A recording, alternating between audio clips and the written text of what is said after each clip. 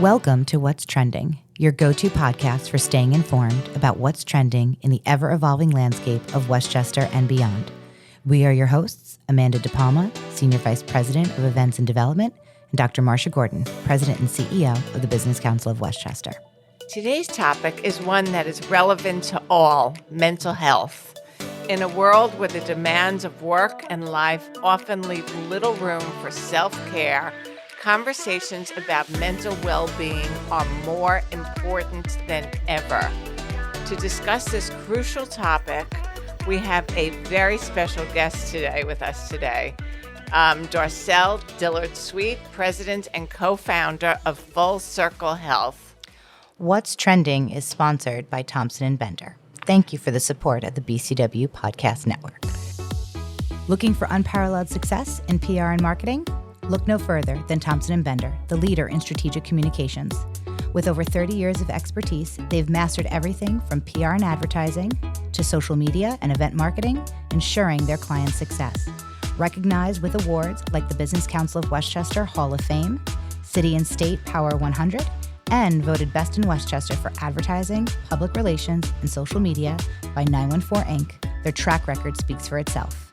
Join the ranks of clients from Fortune 500 corporations, small businesses, educational and healthcare institutions, and many more who've benefited from their innovative strategies. Trust Thompson & Bender to elevate your brand to new heights.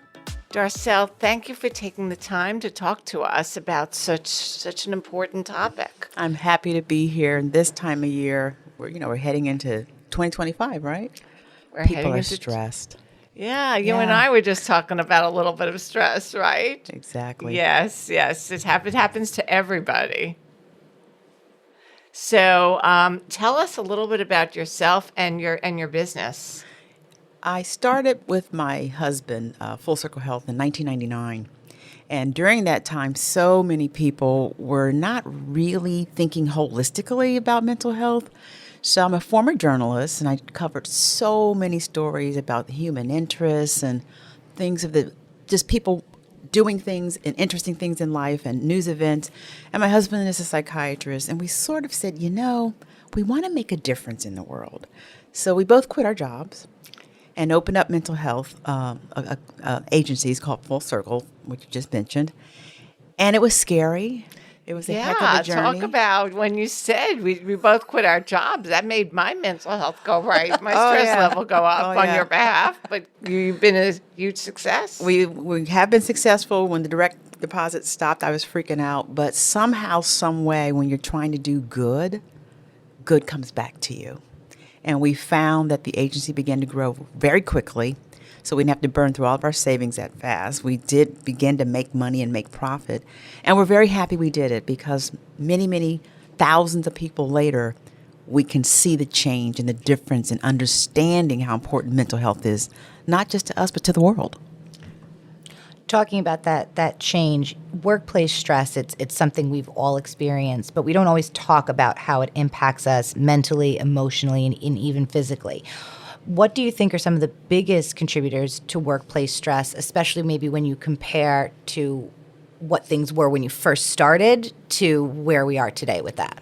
Well, imagine 40% of men suffer from a mental illness and 51% of women. So all that's going into the workplace. Wow. We're all carrying a mental health burden into our jobs every day.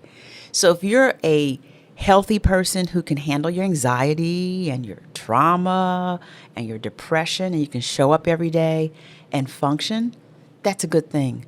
But if you're one of those people who haven't gotten diagnosed or have not had treatment, you may be showing up the workplace much more stressful, much more difficult to get along with, much more ill in the way of calling out or taking disability days. We all talk about a mental health day.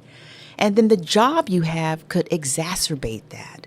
So we always believe in self-awareness in the mental health field and try to encourage people to take a step back and look at themselves. But the workplace stress is real, and all you need is just a little trigger if you suffer from any type of stress or anxiety. You don't have to have a mental illness to be stressed out at work, but that's what we're looking at. And I would almost say that concept of, you leave your work at work when you go home, there's almost something to be said, too, of the stress coming into the work. It kind of goes both ways now. It does. And whatever you carry home is also balanced with the household that you have, the relationship that you have. So it's a pretty cocktail full of madness and unfortunate disaster if you're not taking care of yourself. And let's face it, this leads us right into talking about burnout. It feels like we're all hearing more about burnout lately. Can you explain what burnout actually looks like and how it manifests in the workplace? A lot of people don't understand that we do have a limit. I think that women who multitask as much as we all do, and I'm sure you're right there with me, and then even men who have very tough jobs, that burnout is when you do not take that time out. And literally, just like the word says, you're burning it on both ends. Your wick is now completely gone, and you're literally just fried, and you can't bring your best self. And I think that what happens in the workplace is we still show up, we still try, and now here comes the meetings with HR. Some of it shows up in the evaluations, or someone's observing, you're not yourself today, Darcel, you're not yourself today, Marsha, or Amanda, what's going on? So I think we're in a tricky place with burnout because while a lot of companies recognize it and are trying to put workplace support in their way of caring for their employees, we still don't do a good job at it. That was actually going to lead me to my next question. Are there tips, methods, suggestions that businesses can take and put into place to combat this burnout? I think a lot of companies who do it right, and there are a few out there that do it right, they take into account what their staff culture looks like. They're not going to shame you for taking off a couple of days. They're not going to shame you for even coming in and saying, you know what, having a moment, can I take the rest of the afternoon off? You need some flexibility in the workplace, especially if you appreciate your employees and your staff. So I think a lot of companies need to look at their mental health policy and imagine that. Is there a mental health policy? Is there a policy that actually says we're going to make sure we support not only just the body, mind, and spirit, but the mental wellness of our organization? We have a platform where we actually measure a company's mental wellness, those who participate on our digital platform. Mm-hmm. And it's amazing to see the resources that can come out of that as an industry and as a company when we can go back and say, you had 20% of your folks who saw us last month who were very high on anxiety, or you had 15% who seem like they're depressed. If I can give them that information, they're like, wow, what can we do? So, well, maybe another training on workplace depression, maybe another training on looking at the stresses in your workplace. So I think most companies can do a better job at looking at a policy, developing a policy, and being flexible around encouraging mental wellness in the organizations. And do you think employees can go back to the table if they don't feel supported by their companies, mental health support? How can the employee go to their employer and sort of advocate for themselves? Do you have any suggestions for that? It's tricky because stigma is so alive and well. You don't want to be that person who someone says, what's going on with her? What's going on with him? And then you fear that HR may use that as part of the grounds to get rid of you in a very subtle or sophisticated way. Now, we know that's illegal. However, sometimes you feel attacked. So I think as an employee, you have to speak up for yourself and be comfortable in your own mental skin to say, you know what, this is going on with me. And you have to trust your policies. That's why it's so important for the policy to be really outlined well so that you, as an employee, can say, you know what, they're not going to do anything to backstab me or any type of fallout from this other than I'm not going to lose my job. You have to be comfortable. So I think as an employee, the advocacy that you do for yourself is to try to make sure you understand your culture and speak up when you have to. And Darcel Dillard-Suite, you're president and co-founder of Full Circle Health. How do you help employers also handle this and understand and be more empathic if they need to, and just deal with with this very, very important issue in a way that works best for the workplace culture? Marsha, that's a great question. I love that because we do, as a strategy, love for companies to contact us and say, hey, could you look at our mental health policy? Could you help us create one? So part of what we want to do is send the message to any organization that is sort of on the fence about what to do. We all think when you go to HR and you have your mental health situations sort of discussed with anyone in HR that you want to have that privacy and confidentiality. So we try to help bosses and leaders understand you have to make your employees feel comfortable. And I think that one way to do that in terms of what we do with organizations is we sit with their HR. We will have consultation with some of the leadership, and if they don't have a policy, help them develop one. That's terrific. And then implement it, right? And you've given us some great tips. But leaning into the topic of communication, this is an interesting question, I think. How do you suggest handling coworkers who have differing political opinions, especially as we know when tensions may run high sometimes? Well, we're heading into a very interesting political world, and we're all not on the same side of this issue. And I think the stress in our country, we can all feel it. And it's not a safe conversation depending on the company you keep. So I think that where we're heading into our 2025 and going on into 2026, I mean, we have 4 years coming up. What are we all going to do about that? I think we still need to remember kindness, remember being gentle, remember being a good listener to each other. And the hardest part is not being judgmental and not making someone wrong for the choices they've made. But imagine trying to actually run an organization where you know you have that rippling effect. Even I have a lot of friends who work in politics, and even they have decided there are conversations we can have.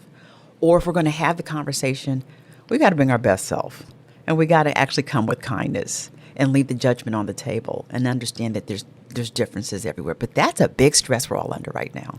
I was actually going to have last month at my Thanksgiving table a note to go out, no politics discussed. And we just decided that I wouldn't send it out, but if it started, we were going to stop it. And it did not happen. So that was a big relief, actually. Yeah, people are guarded, and I think people don't want the tension. So I think we're all grown-ups, and we're trying to do what we can to not have that unravel and have anybody throw a turkey at someone. Well, and I think you made the point that just to me resonates is kindness. You know, everyone, we can't.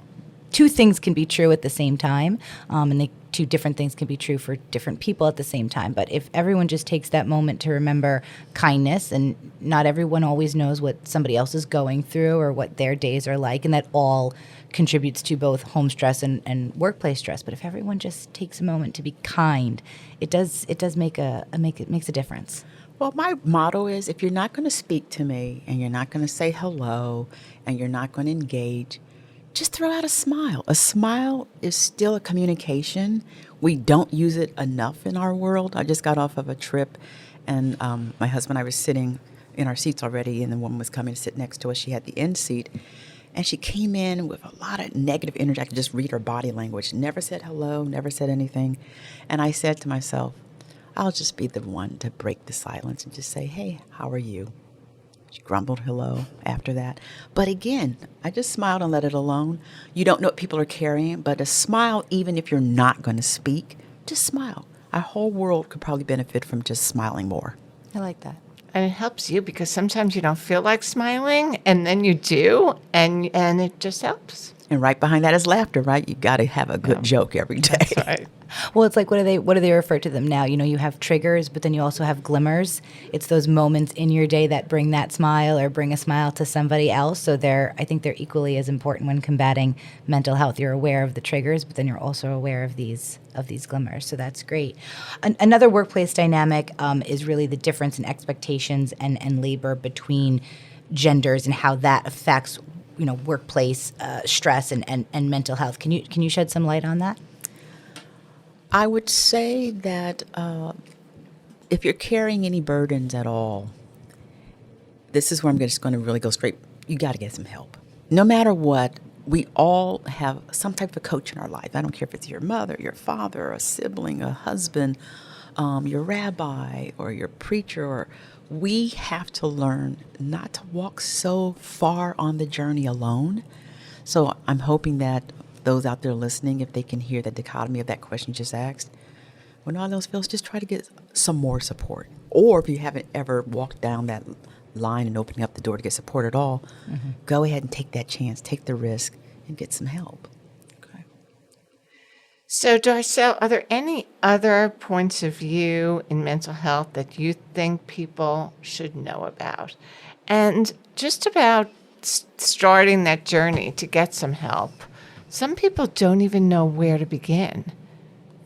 That's a really good point. When you think of our statistics today, 1 out of 12 of us are going to suffer from some kind of mental illness before we leave this earth.